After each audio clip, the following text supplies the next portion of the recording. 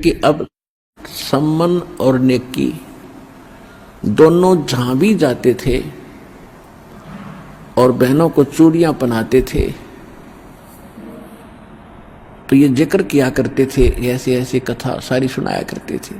तो वो जितनी बहनें थी वो मजाक करती थी बाद में कि ऐसे इनके गुरु होते तो इनको ऐसा ऐसा दारिद्र है इनके ऊपर, इतने निर्धन है, समय पर कई बार आटा भी नहीं होता, मांग कर ले जाते हैं, तो ये इनको क्यों ना धनी बना देता।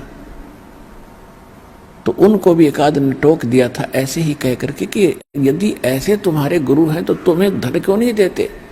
लेकिन वो दृढ़ भगत थे, संसार की बातों पर विश्वास नहीं करते थे। हम मार खाते यहाँ, जैसे एक भक्त मुझे कई कहते हैं कि जी मेरी पत्नी बीमार है, मुझे रोग था वो तो ठीक हो गया, अब मेरी पत्नी नहीं स्वस्थ हो रही है, मैं किसी को समझाता हूँ तो कहते हैं तो अपनी पत्नी को तो ठीक करा ले फिर बात बताना। तो बच्चों यहाँ भ्रमित ना होना, आप अपनी क्रिया विश्वास के साथ करते रहना, समाज की तरफ देखकर आप भगवान से दूर ना होना, फिर मालिक साथ नहीं देगा। अगर आपके मन में यह बात आ गई कि लोग क्या कहेंगे, मेरी पत्नी को तो लाभ हुआ ही नहीं है, तो आप भी छोड़ दोगे भक्ति और उसको तो फिर होना ही नहीं था।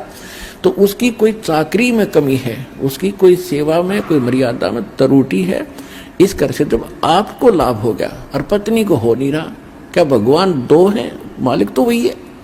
अब जैसे एक मेन पावर आई है लाइट की, बिजली की, और उसको दो घरों में कनेक्शन है, एक के सब पंखे चल रहे हैं, दूसरे का नहीं चल रहे, कनेक्शन उसी से है।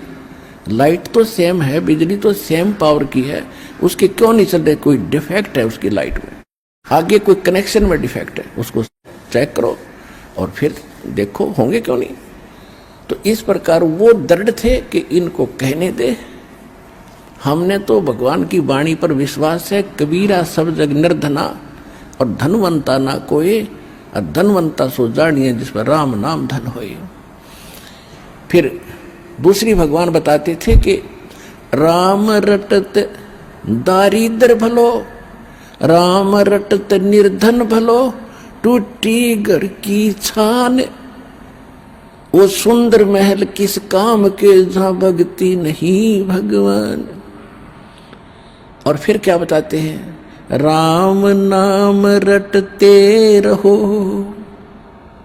राम नाम रटते रहो, जब तक घट में प्राण, और कभू तो दीन दयाल के भनक पड़ेगी कान।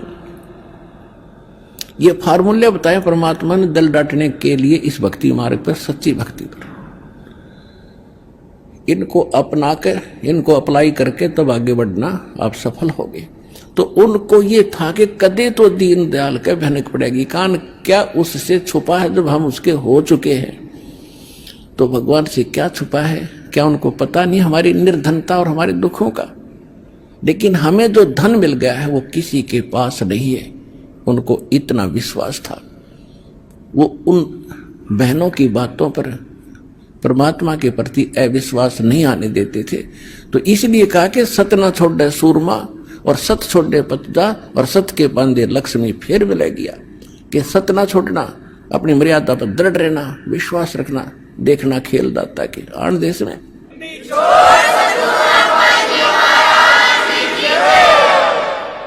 तो क्या हुआ, वो कथाएं सुनाते थे। वो लड़का जो सेऊ था वो भी अपने साथी बच्चों में खेलता था, वहां भी भगवान की कथाएं सुनाता था कि हमारे गुरुजी ऐसे हैं, हमारे गुरुजी ऐसे हैं। राजा सिकंदर लोधी को ऐसे गड़बड़ थी वो ठीक कर दिया, रामानंद को सिकंदर लोधी ने मार दिया था वो जीवित कर दिया, और बड़े शक्तिवान हैं। तो बच्चे कहते थे तुम्हारे गुरुजी तो राजाओं के पास ही जाते हैं, तुम्हारे घर आए कभी। अब वो बच्चा निरुत्तर हो जाता था, और बच्चों की एक दूसरे का व्यंग सहा नहीं जाता उनसे कि तुम्हारे गुरुजी तो धनवानों के यहाँ जाते हैं, वीर सिंह बघेला राजा उनका शिष्य है, और ऐसे वो तो सेठों के पास जाते हैं, धर्मदास सेठ है उसके वहां जाते हैं। वो लड़का एक दिन अपने माता पिता से चर्चा कर रहा था, जब वो काम से वापस आ लिए शाम को थोड़ा सा आफ्टरनून।